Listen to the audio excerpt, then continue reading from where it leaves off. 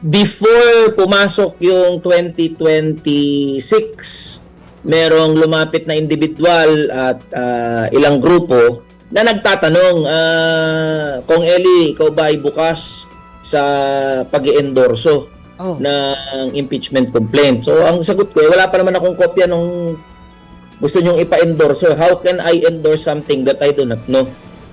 So yun ang sagot ko sa kanila kasi ang tono ay ako parang ang gusto nilang palabasin ako magcha-champion ng impeachment complaint eh. Sagot ko sa kanila, hindi ako magiging kasangkapan ng kung ano man yung mga ulterior motive ninyo o mga political motive ninyo patungkol diyan. Pero kung meron kung meron mang impeachment complaint, timbangin natin according to its merits. Ano ba yung laman ng mga impeachment complaint niyan? Sadly walang dumating sa akin na hard copy o walang dumating sa akin na kumpletong kopya ng kahit anumang impeachment complaint. Itong sinampa in-endorse ni Representative Jet Nisa, hindi ko pa rin siya nababasa at naaaral.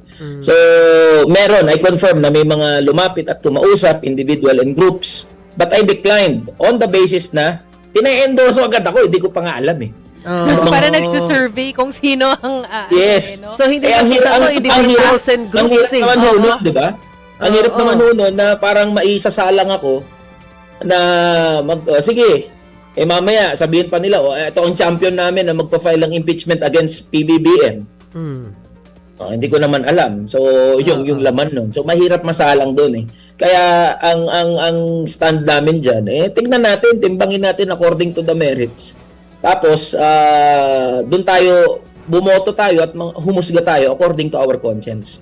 So, kanino? Kay PBBM ba? Kay PBBM. Kay PBBM. Pero same din ho ang sinabi ko, Ma'am Chiki, Ma'am Maricel, na hindi ako pipirma dyan o hindi ako mag-i-endorse dyan sa impeachment complaint against PBBM in the same manner that I won't endorse or sign any impeachment complaint against the Vice President. Yun po, kaya against PBBM yung lumapit sa akin na una. I understand na, well, kay PBBM pa lang naman yun na pa-file ng impeachment and sana nga ayaw nyo nang matuloy itong mga impeachment trial na to. But then, meron pang kasunod meron pa nung ipa-file against kay VP Sara. So, anong tingin ninyo dito? Dala-dalawa yan na leader na gustong ipa-impeach. Ano na mangyayari sa Congress niyan?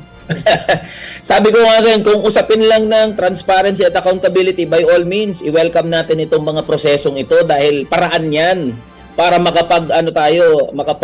makakuha tayo ng transparency and accountability from the high officials of our land.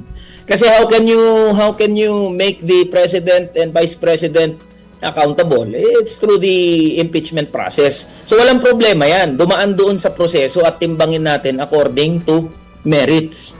Pero kung yan ay gagamitin para the same old, pamumulitika na lang, alam niyo po, hindi kasi natin po pwedeng tanggalin sa konteksto na ano man yung pag-uusapan dito sa impeachment, nakapatungkol din yan sa nalalapit na 2028 elections. May ganun hong konteksto eh. At dyan po halimbawa kami sa Kamanggagawa Party List, dyan kami very worry na ayaw naming maging kasangkapan for the political interest ng kung sino mang kampo. Kasi lahat yan nakapatungkol na sa 2028 elections. Hindi natin po pwedeng isang tabi ang ganyang usapin eh. So kaya kami, kung may impeachment complaint man, timbangin natin according to the merits. Welcome yan, proseso yan, trabaho ng mga congressman yan, trabaho ng kongreso yan eh. Na first to impeach at kapag na-impeach na sa lower house, sa House of Representatives, yung may kapangyarihan naman to try ay yung Senado. So, it is within the constitutional duty of legislators na pag-usapan at harapin yan. Hindi namin maiiwasan yan eh. Walang po pwedeng mag-play safe dito sa usapin ng impeachment. Isang realidad yan na kailangan namin pare-parehas harapin. Kaya doon ako pupunta sa punto na ano ba yung merit?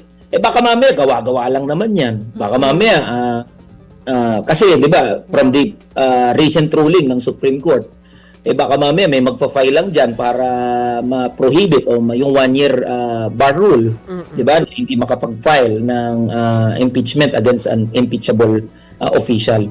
So yan po ang ang stance namin, and I would like to make it clear at gusto ko pong diinan at this point in time yung mga manggagawa at ordinaryong Pilipino, and it is in my personal experience po, na ang nirereklamo, ang hinaing, nandoon sa pangangailangan, sahod, Yes. presyo ng bilihin. At tinitignan po kasi ang mga institusyon na ang inuuna, puro na lang politika.